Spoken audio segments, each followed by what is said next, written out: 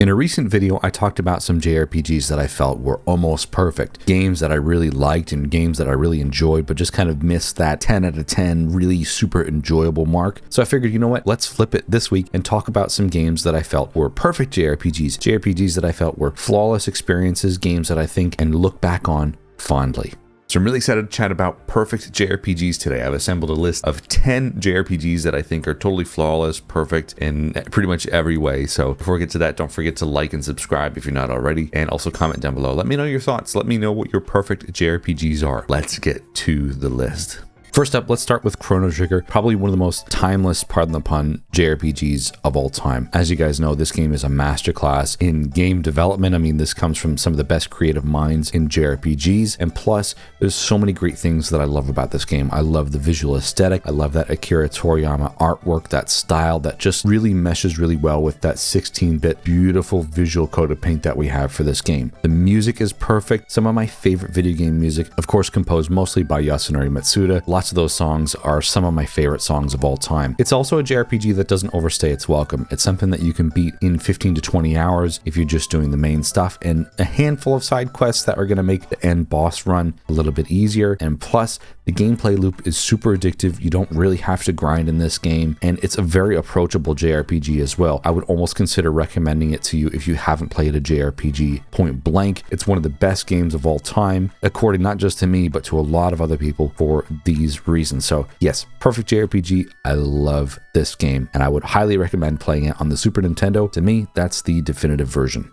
Another Super Nintendo JRPG that is in my top 2 games of all time is Earthbound. I love this game so much, and I've spoken about this a lot on my channel already. This is like a life-altering game for me. I love that quirkiness that this game has. It's got this weird, grotesque, very strange Charlie Brown looking, it looks all nice and cutesy on the outside, but then once you get further into the game, you realize there's a lot of dark undertones, and it's a game that has influenced a lot of other JRPGs and games that have come later on. This was really a foundational game for that kind of stuff. And one thing I really think is cool about the whole mystique and the aura of the game is the fact that it didn't really sell very well, but it's this cult classic hit that has gone on to inspire so many things. But what I really like about it, aside from the visual aesthetic, I love the charm and the wittiness and the humor of the game. I love the music as well. I mean, both Chrono Trigger and Earthbound are games that I have actually done full cover albums of, and this one specifically I did a Kickstarter for a couple years ago. The record was called Boundless, so I really owe a lot of my life experiences to this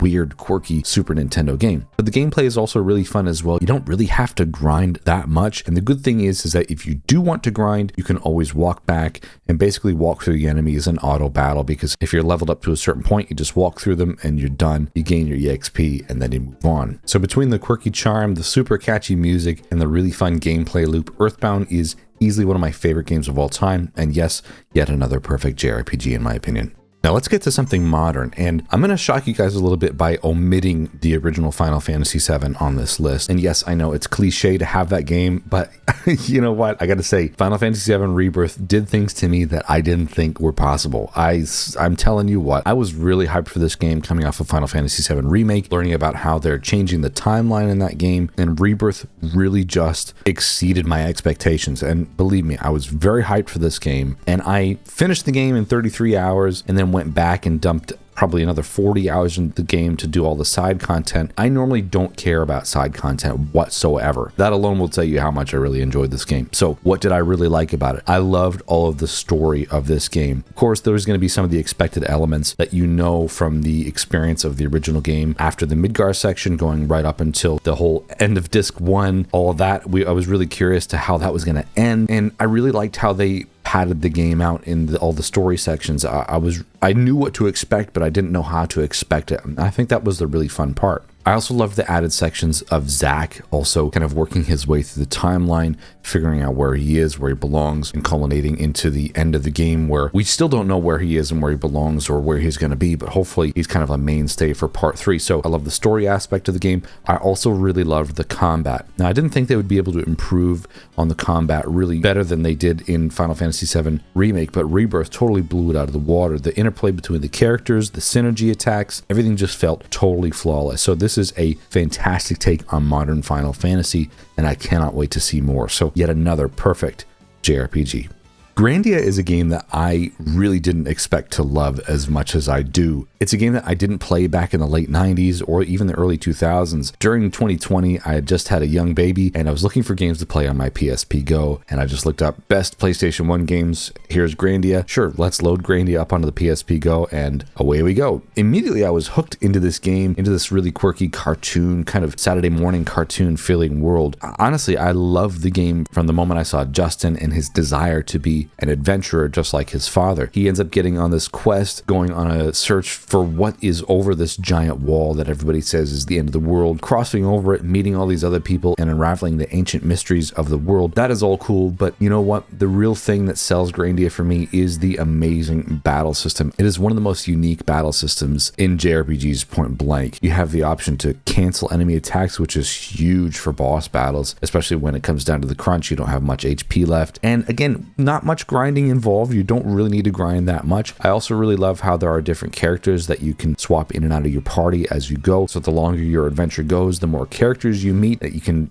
find some new interplay between the characters. It's really fun, honestly, and I really do love the music as well. Some of my favorite music in JRPGs. So Grandia 1 is a fantastic game. I haven't quite finished Grandia 2. I do want to get back to that. So this game is accessible either on PlayStation 1, Sega Saturn, interestingly enough, or the Grandia HD collection, which is probably going to be the most accessible way. So play this game if you haven't. Yet another perfect JRPG. And by the way, don't forget, if you're enjoying this video, don't forget to like and subscribe. It's free, it supports the channel, and it does actually help quite a lot. Now, I'm going to bundle the next two together with this selection here, which is Golden Sun 1 and 2. I love Golden Sun 1 and 2. These games were mainstays of my childhood, and as I got older, I kind of got out of JRPGs a little bit, but only recently did I get back into Golden Sun just to see, have these games held up? Are they really as good as I remember? And yeah, honestly, they really were. I love Golden Sun 1 and 2. The visual aesthetic of these Game Boy Advance games are really so unique and something that you cannot replicate, purely because of the hardware constraints that you had on the system. So the cheeky sprites, the funny little things in the emotes that you see every now and again, it really just made all of the characters feel alive in a very unique way. Of course, I love the turn-based battle system. I love the class system with the Jin, and it came at a time where we were really in the hype of the gotta catch 'em all thing. You know what I mean? Like, we were loving that Pokemon hype. So being able to walk around the world map, find the Jin, assign them to your characters, change classes, get different synergy. It was a really fun experience, and I loved being able to migrate my stuff from Golden Sun 1 to Golden Sun 2, and then eventually meet up with your party members at the end of the game. It was an amazing experience, and it set me up only to be let down with Golden Sun Dark Dawn. But you know what? I really love Golden Sun 1 and 2. I look at them very fondly. The music, the gameplay, the visual aesthetic is the complete package, and easily probably my top 2 Game Boy Advance games. Dragon Quest XI was a game that totally blew me away. I didn't play it right at launch. I played it maybe a couple of months after. This was my first Dragon Quest game, and admittedly, I was a little bit nervous to get into Dragon Quest because I had always just assumed that Dragon Quest was a grind-heavy game, not much to it, a watered-down Final Fantasy. I mean, I'm a lifelong diehard Final Fantasy fan who never really played Dragon Quest up until that point, so nothing was off the table for what this game could be, and I was totally proven wrong. This game had one of the best stories I've ever experienced in a game. I loved the characters in this game. I genuinely felt attached to, the hero and his adventure and all the supporting cast around him, and how that world changed as well from the start of the game to the end of the game. This was the last game, I'm telling you, that I put upwards of over 85 hours in. And I really loved the fact that this game didn't finish when you thought it finished. When you first roll those credits, you think you're done. Nope. Then you find out there's 20 to 30 more hours of stuff, of unresolved stuff happening in the story. It is amazing, the twists and turns that this story went on. That is really probably my main takeaway from this game. And, of course, it's a Dragon Quest game. It's going to be turn-based. That turn-based gameplay was phenomenal. I love how this game played, how it felt. The world felt alive, and it was a fantastic adventure on the Nintendo Switch. Next up for a game that totally blew me away that I would consider a perfect JRPG is Triangle Strategy. Now, this game I wasn't truly hyped for. I do kind of like strategy games. My real only experience with strategy games aside from Fire Emblem was Final Fantasy Tactics Advance, of course, on the GBA. That's it. So, I mean, looking at this game, I see it as Square's attempt to, maybe modernize or maybe reinvent that Final Fantasy Tactics gameplay. And this game delivered in so many ways. I struggle with, the political turmoil stuff in games, but for some reason, oddly enough, I kind of got very invested in this world, very invested in the story of Serenoa Wolfort and, being the new head of his house and interacting with all the other nations in the world and how that story unfolded, and also the different endings that happen in this game as well. I just thought it was really interesting how this story unfolded, and I loved it so much that I went through and played it a second time as soon as I finished to get the best ending, the golden ending. I was going to spoil it for myself on YouTube, but I just got so addicted to that gameplay loop. I thought that the strategy gameplay was really well done, very well implemented in this game, and of course I'm a sucker for HD 2D, so it was the perfect game for me at that time. I'm really hoping that we get something else in Triangle Strategy. Obviously, that story's kind of done, but I would love something else. Maybe they do Triangle Strategy 2, a similar concept, similar world, more political intrigue. I just want more of that gameplay loop. It was fantastic. And the soundtrack was really great as well. I just thought this game was the complete package, and I still think fondly of it. Here's a fun one, Super Mario RPG. If you haven't played a JRPG, this is probably the game that I would recommend to you. It is very approachable, it's fun, it feels familiar because you know Mario characters. Whether you play the original on Super Nintendo or you play the version for Switch, you know what? It's basically a one-to-one remake. And like, it is the truest sense of a remake, so you can't go wrong either way. But I first played this game on the Super Nintendo, maybe about a year or two prior to the remake coming out. I fell in love with this world. And of course, I had always known about Geno and Mallow and all that, so that was all very interesting, but I never truly understood the hype behind this game. But as soon as I get my hands on the controller, I'm sucked into this world. I love how Square was able to almost kind of reinvent the wheel with Mario's story. It wasn't something where Bowser was the boss. It wasn't something that was predictable in a way that you thought it was going to be for a Mario story. And Bowser and Mario even team up to take on the bad guy of this world. So a lot of the modern Mario RPG stuff is really set up because of the foundation that this game laid. I loved it. The turn-based gameplay was really fun. Of course, being able to do button inputs and time jumps and all that stuff, doing extra damage, that was really fun. I did also love the remake version with the extra attacks that you can do and the beautiful cutscenes that go along with them. And the music in this game is incredibly recognizable and iconic. I love this. This is a complete package. And again, just like Chrono Trigger, this is a game that doesn't overstay its welcome. Something that you can beat in under 20 hours. And yeah, it's just super charming. I love the visual aesthetic. I love the emotion that Mario has in this game. It's just so humorous, so funny. It's probably the most lighthearted JRPG on this list. I couldn't recommend this game more. Easily in my top 10 games of all time.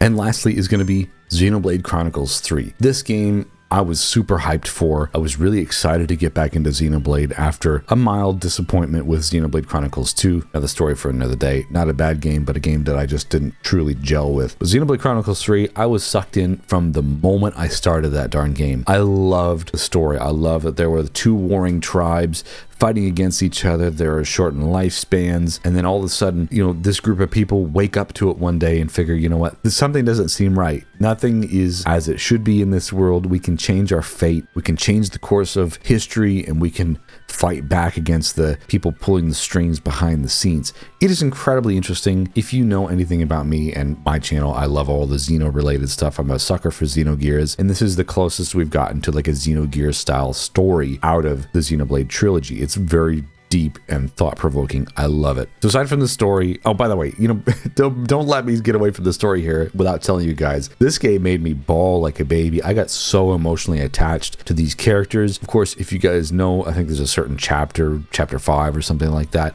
If you played the game, you know what I'm referring to. There is a seriously pivotal moment in this game where I was blubbering like a baby. And look, I'm honestly a bit of a softie. If I'm even remotely emotionally invested in the game, yes, I will tear up because I feel for these characters. This game just totally sent me on a whole other like emotional plane. It was unreal. So I loved the climactic ending as well. It was just, it was amazing. And of course, I love the future redeem stuff. I've talked about that in another video, but this game was awesome in terms of story. The gameplay was really fun as well. I feel that this was the best Xeno combat yet. I loved having all the characters in the field at any given time and being able to combine them into the mech character, which I can't really remember the name of right now, but it was super fun, super rewarding. The skill trees were really great and customized. customizable. And I just, yeah, the gameplay was fantastic. I loved all the stuff that you could do. There was so much side content in this game as well that I really didn't even touch on, and I should actually go back to, so that way I can kind of flesh the world out a little bit more. But between the gameplay and the lore and the music and the fact that this game runs as well as it does on even the base Nintendo Switch hardware is a total miracle feat. I love this game. Xenolade Chronicles 3, easily one of the best games of all time. I guess at this point, I really just kind of listed off like a top 10 list of best JRPGs or most perfect JRPGs, but you know what? All these games have a special place in my heart. I love them all very dearly. So that's my list of perfect JRPGs. Thank you so much for watching today. Don't forget to like and subscribe. And please let me know your thoughts. Do you like my list? What are your perfect JRPGs? I would love to know, and we can chat in the comments as well. Anyway, thanks so much for watching. See you again next week. Bye-bye.